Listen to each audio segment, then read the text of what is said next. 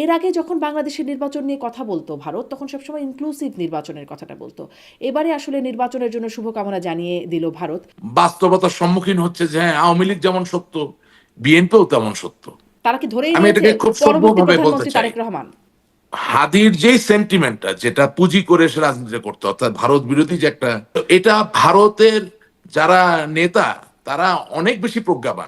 তাহলে কি এরকম যে ভারত আসলে এখন একরকম মানে পোল্টি দিচ্ছে, বা বেগম খালেদা জিয়ার মৃত্যুর পরে জানাজা দেখে বুঝে গেছে যে আর কোনো সম্ভাবনা এই নাই। পোল্টিটাকে আওয়ামী লীগও দিল কিনা? মানে যখন দেখছি যে বেগম জিয়ার মৃত্যুর পরে যে শোক বার্তা, বেগম খালেদা জিয়াকে আমরা জেলে রেখেছি, বেগম খালেদা জিয়াকে আমরা বাড়ি থেকে বের করেছি, কি লাভ হয়েছে বলেন?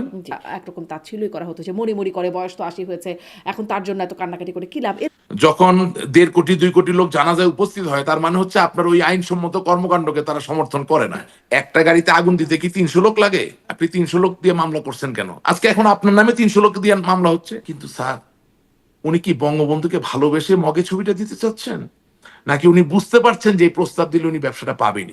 আমাদের শিক্ষামন্ত্রী ছিল যে জীবনে বিশ্ববিদ্যালয়ে পড়ে নাই, বিশ্ববিদ্যালয়ের ভিতর দিয়ে হাঁটে নাই, প্রথম শিক্ষামন্ত্রী, ১২টা বাজাইয়া দিছে। তখন ওটা যদি আপনি কি বুঝতাম না। নিজে সরি ফিল করেন? এবং ইয়েস, আমি ক্যামেরা যখন চালু হয়েছে বলতে পারি নাই। আমাকে ক্যামেরা যখন ক্ষমা চালু প্রার্থনা। হয়েছে তখন কেন, মানে তখন কেন তারেক রহমানকে উন্মাদ বলতে হয়?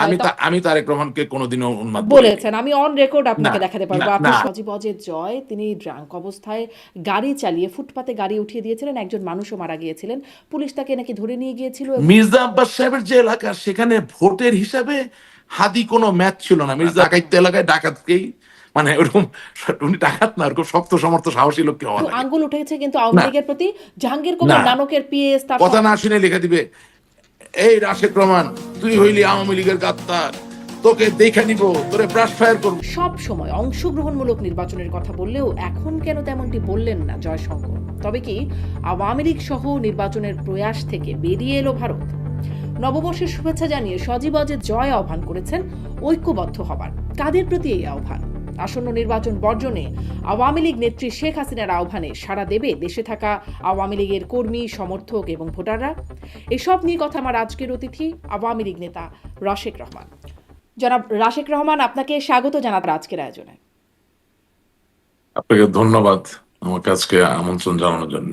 আপনাকেও ধন্যবাদ। এবং সরাসরি প্রশ্নে যাই যে ভারতের প্রধানমন্ত্রীর শোক বার্তা নিয়ে ভারতের পররাষ্ট্রমন্ত্রী জয়শঙ্কর তিনি বাংলাদেশে আসলেন, তারেক রহমানের সাথে বৈঠক করলেন এবং ফিরে গিয়ে প্রশ্নের উত্তরে তিনি বলছেন, মানে বাংলাদেশ সফর নিয়ে তিনি বলছেন যে সামনে নির্বাচন, বাংলাদেশে আসন্ন নির্বাচন নিয়ে তিনি শুভকামনা জানাচ্ছেন এবং নির্বাচনের পর পরিস্থিতি থিতু হলে সুপ্রতিবেশী সুলভ আচরণ সেটির বিস্তার করবে এই অঞ্চলে, এরকম একটা বার্তা তিনি দিচ্ছেন।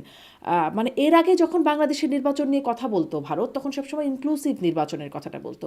এবারে আসলে নির্বাচনের জন্য শুভকামনা জানিয়ে দিল ভারত।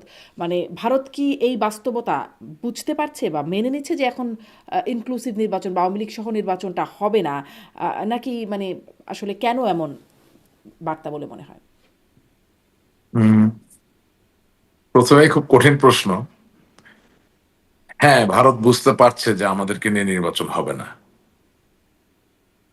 এবং ভারত এটাও বুঝতে পারছে যে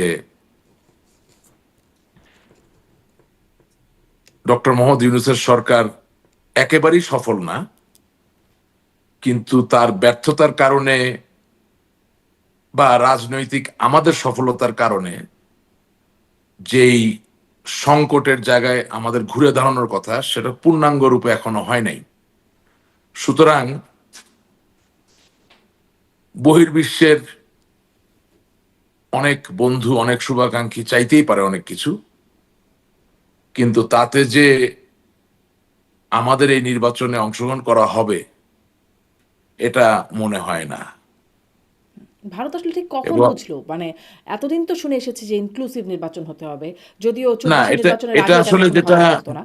যে হ্যাঁ, এটা আসলে চরম একটা নৈরাশ্যের ব্যাপার এই কারণে যে আমি একেবারেই ৫ই আগস্টের পর থেকে আপনার অনুষ্ঠানের মাধ্যমে, আপনি খেয়াল করবেন আমি খুব বেশি অনুষ্ঠানে যাই না, আপনার অনুষ্ঠানে আসি এবং মাঝে মাঝে আরেকজনের অনুষ্ঠানে যাই। এটার কারণটা হচ্ছে যে আমি যে কথাগুলো বলি, কথাগুলোর ধারাবাহিকতা যাতে থাকে। মানে ১০ হোস্টের ১০ অনুষ্ঠানে ১০ রকম কথা গেলে মানুষ রিলেট করতে পারে না। আমি প্রথম দিন থেকে যা বলছি এখন পর্যন্ত তাই বলছি। এটা একটা মারাত্মক নৈরাশ্যের জায়গা তৈরি করেছে। সেটা হচ্ছে 5ই আগস্টের আগে যা হয়েছে তা তো হয়েই গেছে, আমরা তো নাই।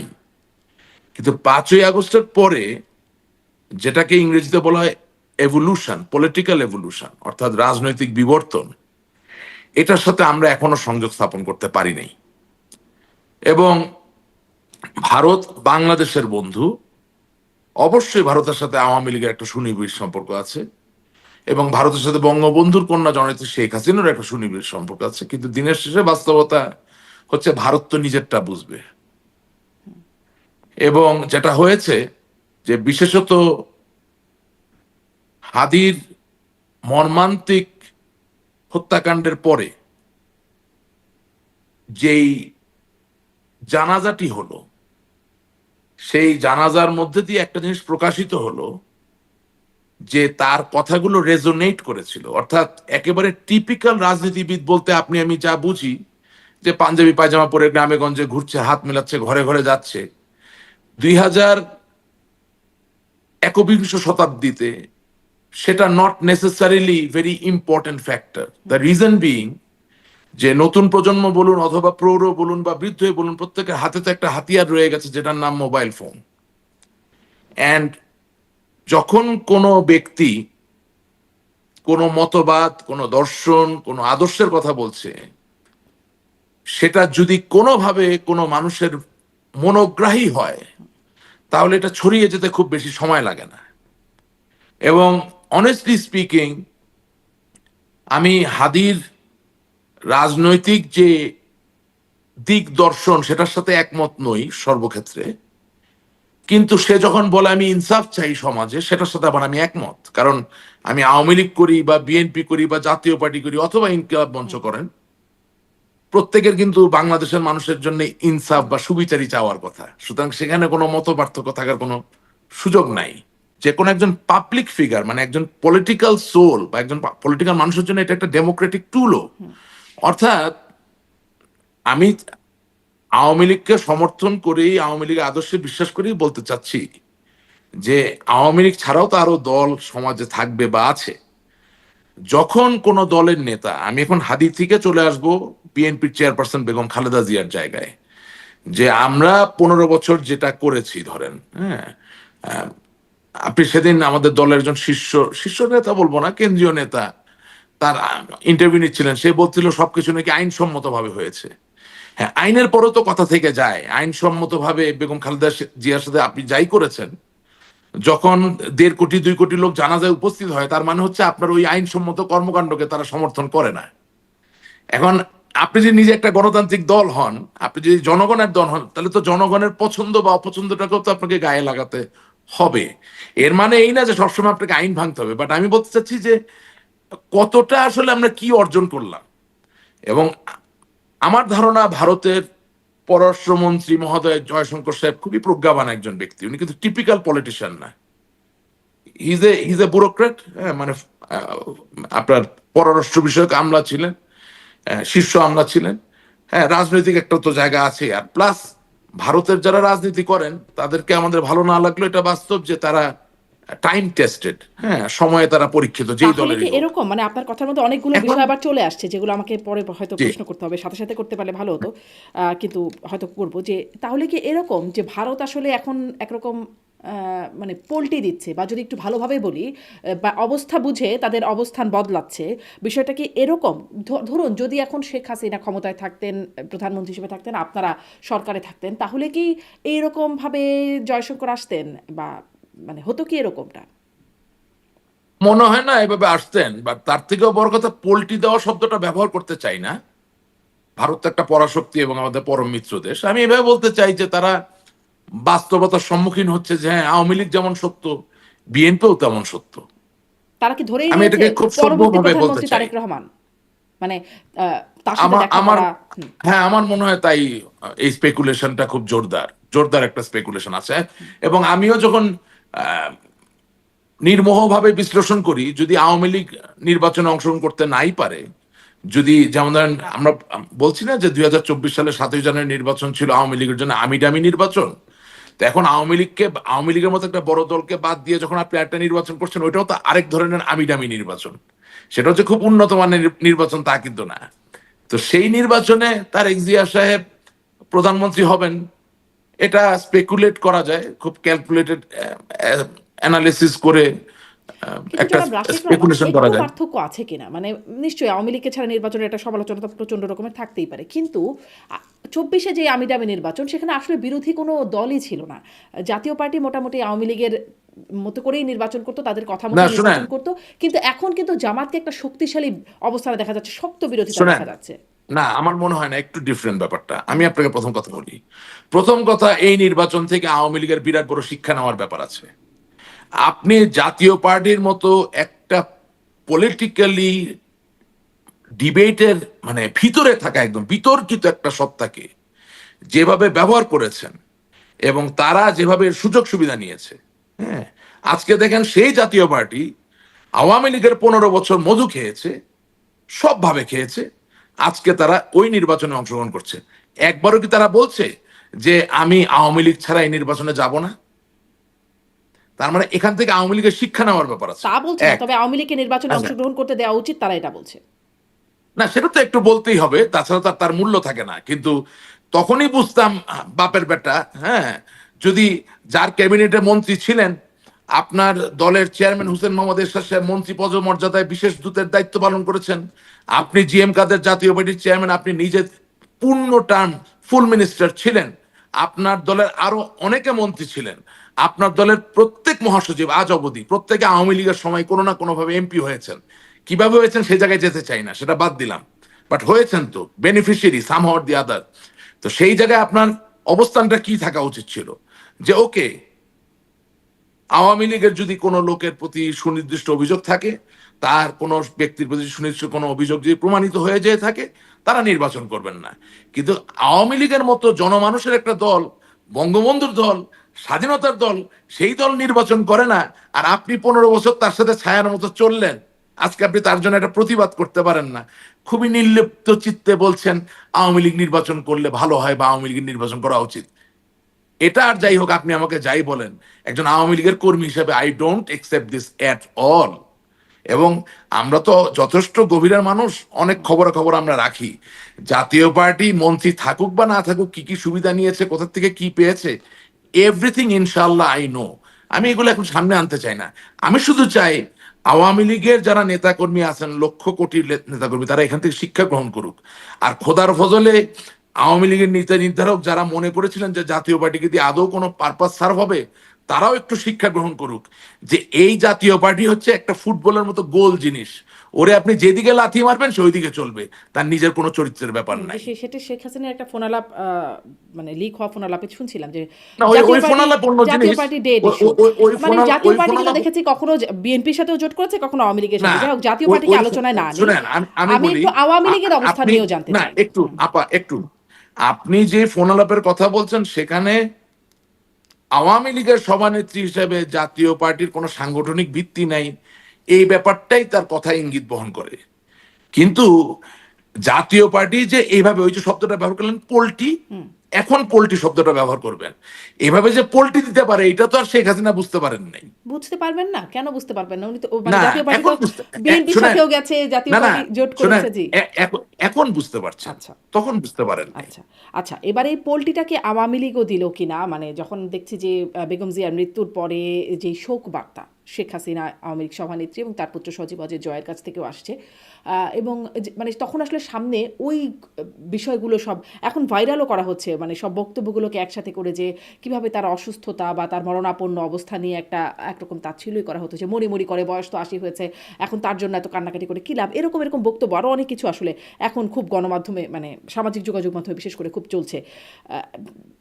এটাও কি একরকম মানে অবস্থানের পরিবর্তন, যদি ভালোভাবে বলি, আর নেতিবাচকভাবে বললে না বলবেন? না, অবশ্যই না, অবশ্যই না। কোন জাতীয় নেতার মৃত্যুতে আরেকজন জাতীয় নেতার শোক জানাবেন, এখানে ওই আপনি যে শব্দ ব্যবহার করার চেষ্টা করছেন বা যা খুঁজে পাওয়ার চেষ্টা করছেন, এটা খুঁজে পাওয়ার কোনো সুযোগ নাই। বরঞ্চ আমি মনে করি যদি উনি বেগম খালেদা জিয়ার প্রতি শোক জানান এবং সেখানে যদি সংহতির কিছু খুঁজে পান, বা সেখানে ঐক্যের জন্য যদি এতটুকু ছিটাফুটা খুঁজে পাওয়া যায় যে ঠিক আছে, কিছু কিছু ঘটনা কিছু কিছু ক্ষেত্রে মানুষ কাছাকাছি আসতে পারে, সেটা কাছাকাছি আসতে দেওয়াই উচিত। কারণ আর যাই হোক, আজকে তো বলতে দ্বিধার কিছু নাই, আওয়ামী লীগ বঙ্গবন্ধুর দল, স্বাধীনতার দল, তাই না? ঠিক একইভাবে মেজর জেনারেল জিয়াউর রহমান বিএনপির প্রতিষ্ঠাতা, তিনি তো বীরুত্তম ছিলেন, বঙ্গবন্ধু তাকে বীরুত্তম দিয়েছেন এবং তিনি স্বাধীনতা যুদ্ধ করেছেন। হ্যাঁ, এটা বাস্তব এবং এটাও সত্য যে বিএনপিতে লোক হাজার হাজার মুক্তিযোদ্ধারা আছেন সক্রিয়ভাবে। সুতরাং তারা তো মুক্তিযুদ্ধকে অস্বীকার করেন না। জামাত ইসলামী যেভাবে মুক্তিযুদ্ধকে অস্বীকার করছেন, যেভাবে ইতিহাসটাকে বিকৃত করে ফেলার চেষ্টা করছেন, যেহেতু বিএনপি সেটা করেন না, আমি তো মনে করি যে মানুষের মৃত্যু অবধারিত সত্য। কুল্লু নাফসিন জায়গাতুল মৌত, প্রত্যেকটি জীবিত প্রাণের মৃত্যুর আশ্বাস গ্রহণ করতে হবে। এই যখন সত্য, সেই জায়গা থেকে আল্লাহ তাআলার এই যে পরম সত্য, এর মধ্যে দিয়েও যদি ভালো কিছু আসে, সেটা হতে দেওয়া উচিত আমাদের। সেটাকে সন্দেহের জায়গায় নেওয়াটা ঠিক হবে না। কারণ আমি যদি আপনাকে উল্টা প্রশ্ন করি যে আমার নেতৃত্বে একদিন মৃত্যুবরণ করবেন, তিনি মৃত্যুবরণ করলে কি জনাব তারেক জিয়া শোক জানাবেন না? আমি বিশ্বাস করি জানাবেন। আপনি কি মনে করেন না যে বেগম খালেদা জিয়া মৃত্যুবরণ করার আগে যদি আল্লাহ তাকে হায়াত দারাজ করুক, উনি যদি মারা যেতেন, তাহলে তার জন্য কি বেগম খালেদা জিয়া শোক জানাতেন না? জানাতেন। সুতরাং সবকিছুকে নিয়ে রাজনীতি ছাঁচে ফেলার কোনো প্রয়োজন আছে বলে আমি জানি না, প্রয়োজন আছে বলে আমার মনে হয় না। আর তার থেকে বড় কথা কি, এখন তো ভাইরালের যুগ। সব আপনি বলেছেন সঠিক না, এটা ঠিক। যতটুক খারাপ বলেছেন সেটা কোনোদিন হারাবে না, বারবার ঘুরে আসবে। এখন সেটা তো যিনি বলেছেন তাকে সেই রেসপন্সিবিলিটি নিতে হবে। হুম, মানে আপনিও বলেছেন, এর আগেও একদিন কথা আমিও হচ্ছিল বলেছি, যে আমি আপনি আমি এখনই বলতে চাচ্ছিলাম যে আমি নিজেও বলেছি। যেটি হ্যাঁ, আমি নিজেও বলেছি। হ্যাঁ, আমি এমন সব কথা বলেছি যেগুলো হয়তোবা আমি যদি ভবিষ্যৎ দেখতে পারতাম বলতাম না। আমি যেসব কথা বলেছি আমি হয়তোবা যদি বুঝতাম যে এর মাঝে তঞ্চকতা আছে, এর মাঝে প্রতারণা আছে, এর ভিতর অসততা আছে, কপটতা আছে, আমি বলতাম না। অবশ্যই আমি বলতাম না।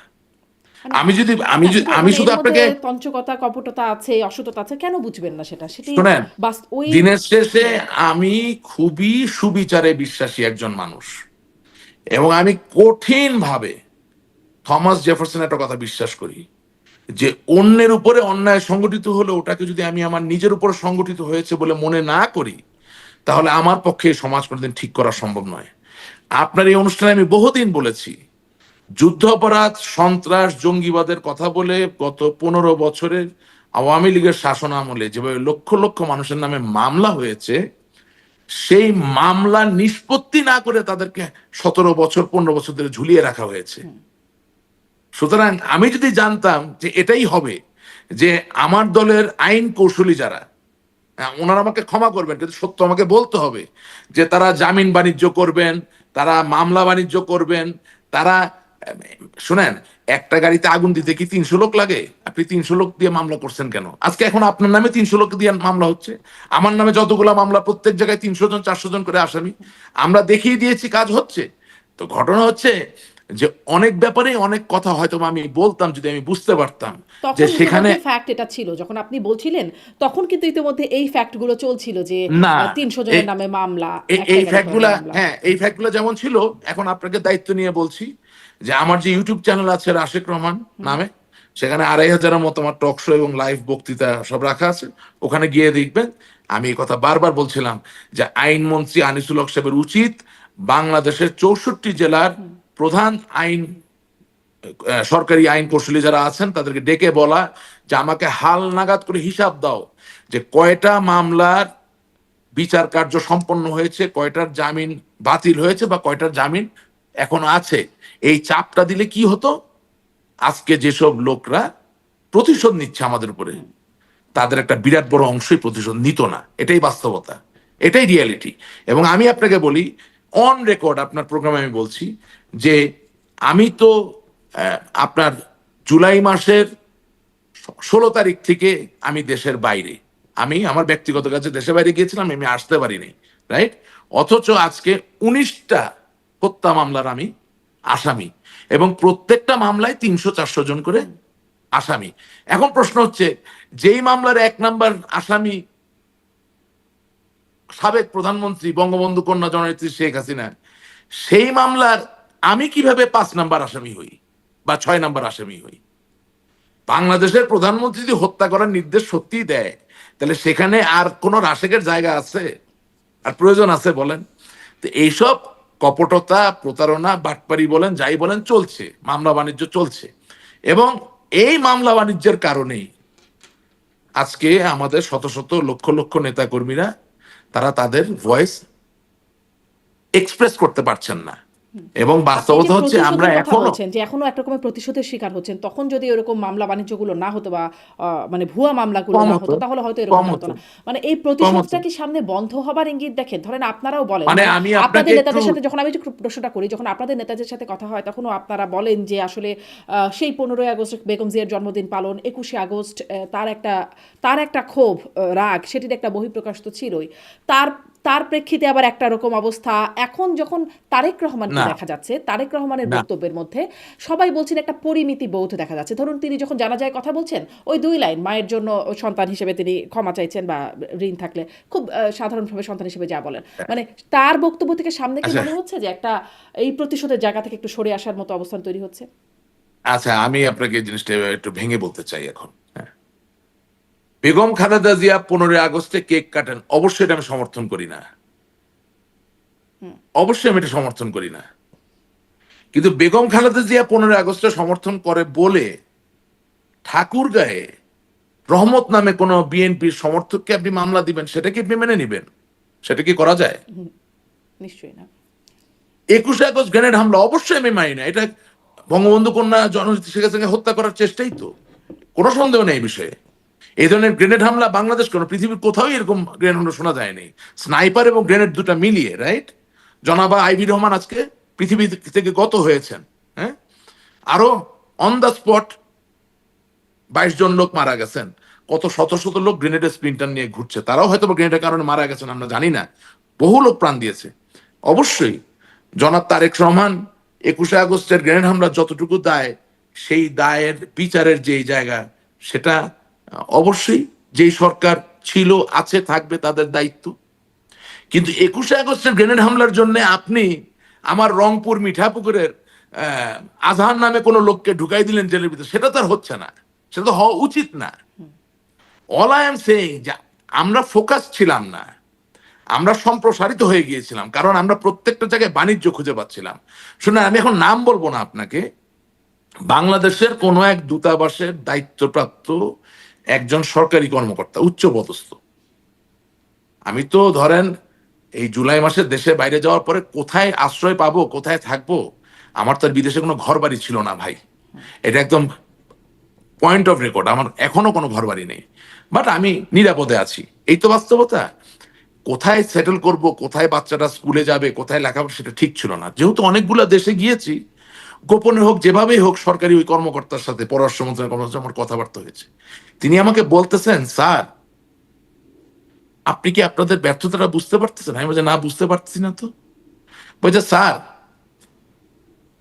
আমি এই পররাষ্ট্র মন্ত্রণালয়ে চাকরি করি আজকে 20 বছর, জীবনে কোনোদিন কেউ আগ বাড়ায় এসে বললো না যে এই দূতাবাসের মগ দরকার, বিশেষায়িত মগ, মানে যে কফির মগ বিশেষায়িত দরকার। যেই না আপনারা সরকারে আসলেন, শুরু হয়ে গেল বঙ্গবন্ধুর ছবি দিয়া বিশেষায়িত মগ দেওয়ার প্রস্তাবনা। এখন স্যার আমার সচিব মহোদয়ের ঘাড়ে কয়টা মাথা আছে যে কোনো একজন আম, ওদেরকে কি বলে যারা এইসব ফ্র্যাঞ্চাইজ আইটেম বানায়, মানে এই ধরনের সাপ্লায়ার যদি প্রস্তাব দেয় যে বঙ্গবন্ধুর ছবি দিয়ে, বঙ্গবন্ধুর শতবার্ষিকী দিয়ে আমি বিশেষায়িত মগ দিতে চাই, হ্যাঁ, ইন্ডিয়ার দূতাবাস, থাইল্যান্ডের দূতাবাস, বুলগেরিয়ার দূতাবাস, কিন্তু স্যার উনি কি বঙ্গবন্ধুকে ভালোবেসে মগে ছবিটা দিতে চাচ্ছেন, নাকি উনি বুঝতে পারছেন যে এই প্রস্তাব দিলে উনি ব্যবসাটা পাবেনি, এবং 50 টাকার মগটাকে উনি 300 টাকায় বিক্রি করতে পারবেন? এই যে একটা কথা, এই মগ থেকে আপনি এটাকে আর বড় জায়গায় নিয়ে যান, সব জায়গায় এটাই হয়েছে। এবং আমার ভয় যে জনাব তারেক জিয়া এই যে আমি ডামি নির্বাচনে জিতবেন, বাংলাদেশের প্রধানমন্ত্রী হবেন, উনিও কি এই বিশেষায়িত ব্যবসা বাণিজ্যের হাত থেকে নিজেকে রক্ষা করতে পারবেন? প্রতিটা কঠিন সময়কে সম্মুখীন হতে গেলে, মানে মুখোমুখি হতে গেলে একটা টিম লাগে। আমাদের দলের টিম কি? এখন যে আমাদের এত বড় সংকট, আপনি যদি কাউকে জিজ্ঞাসা করেন এক কথায়, প্লিজ ডিসক্রাইব, ধরেন মার্কিন একজন সিনেটর জিজ্ঞেস করলো আওয়ামী লীগের কোনো বড় নেতাকে যে ভাই আপনাদের একটা টিমের নাম বলেন যারা এই সংকটকে মোকাবেলা করবে, আমরা কোনো নাম বলতে পারবো? করিছে পরিছে খাইছে এই বলা ছাড়া আর কোনো লোক আমাদের আছে বলেন? ঠিক একইভাবে যদি বিএনপিকে আপনি এখন নিবিড় ভাবে জিজ্ঞাসা করেন যে আগামী দিনের এই আধুনিক বাংলাদেশকে যদি এগিয়ে নিতে হয়, আপনাদের টিমটা কোথায়? এই তো নির্বাচন তার কয়দিন তারেক পরে। রহমান বলছেন যে আই না, হ্যাভ আ প্ল্যান, মানে no, no, sure, sure. Maybe he has a plan. I'm not going to debate with that. There is nothing wrong in having a plan. It's a good thing that he has a plan.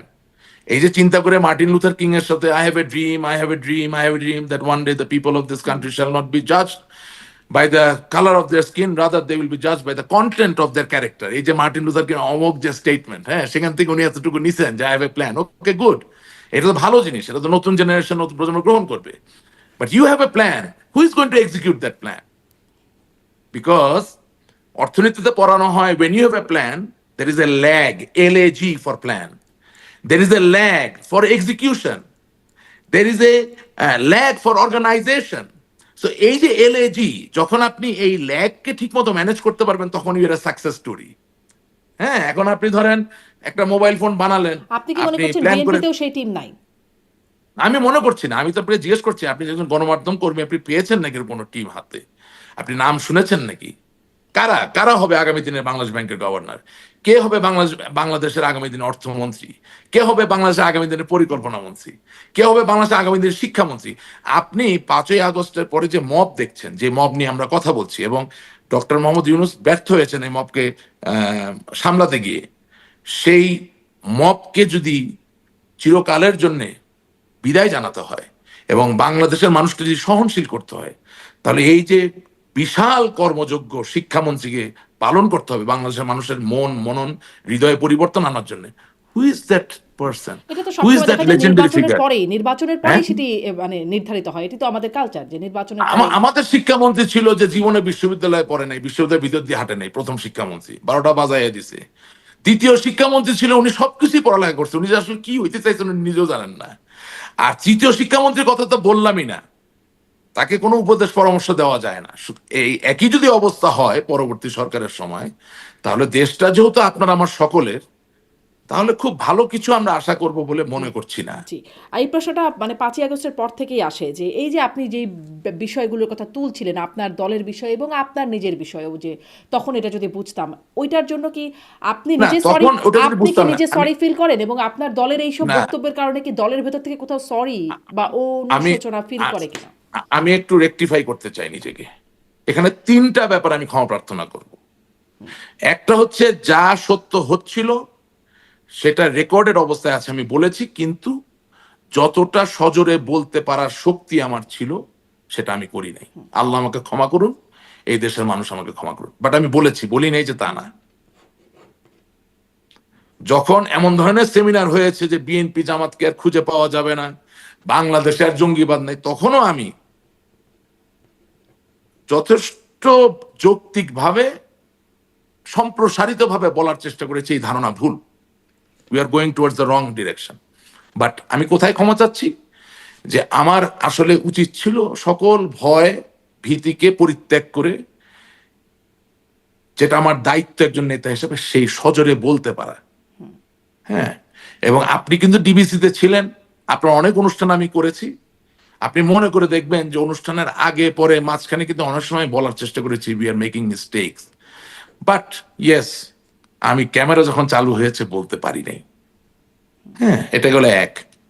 3 number, আমাকে camera যখন ক্ষমা চালু প্রার্থনা। হয়েছে তখন কেন তারেক রহমানকে উন্মাদ বলতে হয়? তখন কেন আপনার মানে বেগম জিয়া না, সম্পর্কে আমি তিনি তারেক কেমন রহমানকে কখনো মুক্তিযোদ্ধা, উন্মাদ কি দিয়ে বলিনি। মুক্তিযুদ্ধ করেছেন, এই আমি আমি প্রশ্নগুলো আমি তখন কেন বলতে হয় আসলে? না, না, আমি তারেক রহমানকে কোনোদিনও উন্মাদ বলিনি। বলেছেন, আমি অন রেকর্ড না, আপনাকে দেখাতে পারবো, না, আপনি না, সময় আমি টিভি একটা একটা আমি একটা অনুষ্ঠানে আমি বলেছেন না, আমি উন্মাদ বলিনি। আমি একটা কথাই শুধু বলেছি, যে সেটা তাদের সাথে হচ্ছে, কিসের সংলাপ, প্রশ্ন ছিল সংলাপের। না, না, ওটা আমি দুটো কথা যেটার জন্য আমি ভাইরাল ছিলাম, দুটো কথা। একটা কথা আমি বলেছিলাম যে নতুন প্রজন্মের অধিকার আছে জানার যে তারেক রহমান সাহেবের আয়ের উৎস কি ইংল্যান্ডে, এবং এটা মারাত্মক রকম ভাইরাল হয়েছিল।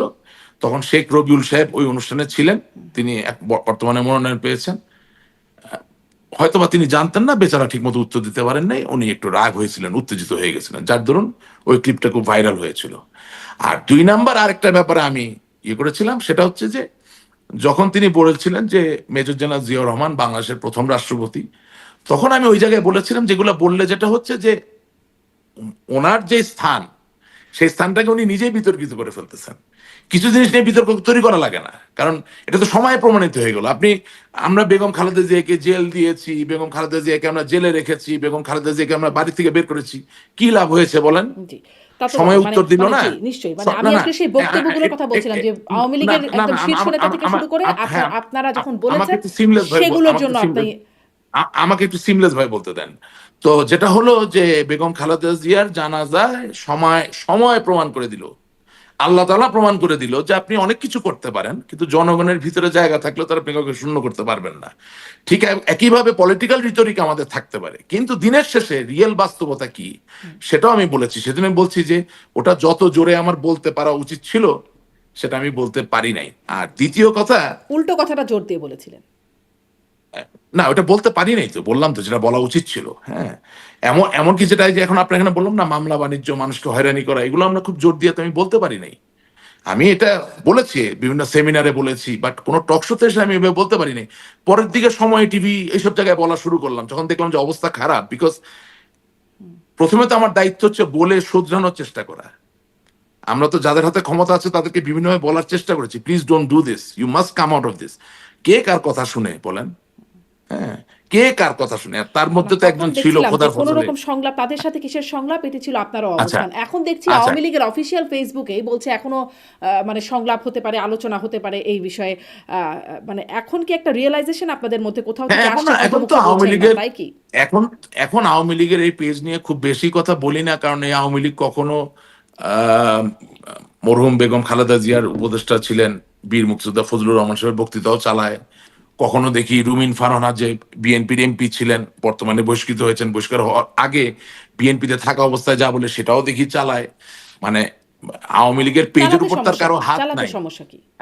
না, চালাতে সমস্যা হচ্ছে যে দিনের শেষে আপনি কাকে এন্ডোর্স করতেছেন, কি এন্ডোর্স করতেছেন। তারা যদি আর সঠিক কথা এখন বলে এন্ডোর্স করলে না সমস্যা কি? না আর এখন যদি আপনি এটা এন্ডোর্স করেনি, তাহলে আগে করলেন না কেন? যে প্রশ্ন আপনি আমাকে বলছেন আমি একই প্রশ্ন করতে পারি, যে তাহলে আগে করলেন না কেন? So let's not get into that, let's get into the fundamentals. What are the fundamentals? দেশ যদি ভালো চলে আগামী দিনে, তাহলে মনে করবেন যে আওয়ামী লীগের যারা নির্দোষ লোক আছেন, নেতাকর্মী, তাদের জন্য দেশ ভালো হবে। ঠিক আছে? আর দেশ যদি ভালো না চলে, তাহলে পৃথিবীতে অনেক দেশই ধ্বংসপ্রাপ্ত অবস্থায় চলে গেছে, আমাদের অবস্থাও তাই হবে। একটু এটাই রিয়ালিটি। দেশ ভালো চলবে কিনা সেটি সামনে নির্বাচন প্রসঙ্গে একটু কথা বলবো আপনার সাথে, অল্প মানে ছোট ছোট করে শুনতে চাইবো। কিন্তু একটা প্রসঙ্গ সেদিন শুনছিলাম আরেকটি টক শোতেই, সেই একই মানে প্ল্যাটফর্ম যেখান থেকে আপনার প্রসঙ্গ আমার কাছ থেকে? না না না, আপনার প্রশ্ন, আপনার নয়, সম্প্রতি একটা টক শো, যুগান্তরের বর্তমান যিনি সম্পাদক আব্দুল হাই শিকদার, তিনি বলছিলেন যে 1991 সালের ঘটনা, মানে আমি আসলে যে প্রতিশোধের রাজনীতি সেটি নিয়ে যে কথাটা বলছিলাম তার প্রেক্ষিতে এই প্রসঙ্গটা টানতে চাই, যে তখন নাকি তখনকার বিরোধী দলীয় নেত্রী শেখ হাসিনা, তার পুত্র সজীব অজের জয়, তিনি ড্রাঙ্ক অবস্থায় গাড়ি চালিয়ে ফুটপাতে গাড়ি উঠিয়ে দিয়েছিলেন, একজন মানুষও মারা গিয়েছিলেন, পুলিশ তাকে নাকি ধরে নিয়ে গিয়েছিল, এবং তখন শেখ হাসিনা তৎকালীন প্রধানমন্ত্রী বেগম খালেদা জিয়াকে ফোন করেছিলেন এবং বলেছিলেন যে আপনার কাছে মা হিসাবে এটা অনুরোধ করছি, এরকম একটা বক্তব্য তার কাছ থেকে শুনছিলাম। আমি আসলে এই বিষয়টা জানি না, এরকম কি কোনো বিষয় আসলে ছিল যে সম্পর্কটা এরকম একটা পর্যায়ে ছিল, এরকম কি ঘটনা কি আসলে ছিল, জানেন আপনি? সজীব হচ্ছে জয় ভাইকে তো আমি আমার 13-14 বছর বয়স থেকে চিনি। আমি তো জীবনে ড্রাঙ্ক হইতে দেখি নাই, আর আমি তো আর বেডরুমে যাওয়া লোক। আমি তো এমন না যে ওই দূর থেকে সালাম দেওয়ার জন্য, নট এক্স্যাক্টলি দ্যাট। হ্যাঁ, প্রধানমন্ত্রীর সন্তান হওয়ার পরে অবশ্যই কিছু প্রোটোকলের ব্যাপার থাকে, বাট আদারওয়াইজ আপনি যেই সময়কালের কথা বলছেন, তখন আমার যেই পরিমাণ অ্যাক্সেস, যেভাবে আমি যেতে পারি, হ্যাঁ, অনেক আমার অনেক বন্ধু বান্ধব যারা এখন there in very good place in the society, তারা তো আমার ওই কারণে বস বস ডাকে, কারণ আমার তো ওই বাসায় তো বেডরুমে উঠতে তো আমার কোনো প্রোটোকল লাগতো না। সো আমি তো কোনোদিন মদ খেতে দেখলাম না। হ্যাঁ, আর এমন সব জিনিস নিয়ে আলাপ করা, যিনি লিখতেছেন ওনারও তো আশেপাশে দেখা দরকার। এইগুলো মানে হয়েছে কি, আমাদের রাজনীতিটা আমরা কোথায় নামিয়েছি, আমরা জিনিসটা ঘরের ভিতর নিয়ে গেছি। রাজনীতিবিদদের ছেলে মেয়ে, তাদের ঘর, তাদের একান্ত নিজস্ব সময়ে কি দোতারা বাজাইলেন না গিটার বাজাইলেন, কাবাব খাইলেন না মুরগির রোস্ট খাইলেন, এটার মধ্যে ঢুকে যাচ্ছি। You can't solve any problem like that. মানে এরকম কোনো ঘটনার অস্তিত্ব আসলে আপনি আমি জানি না, আমার জানা মতে নাই। আমি তো মদ খেতে দেখি নাই, জি আমি তো মাতাল হইতে দেখি নাই। জি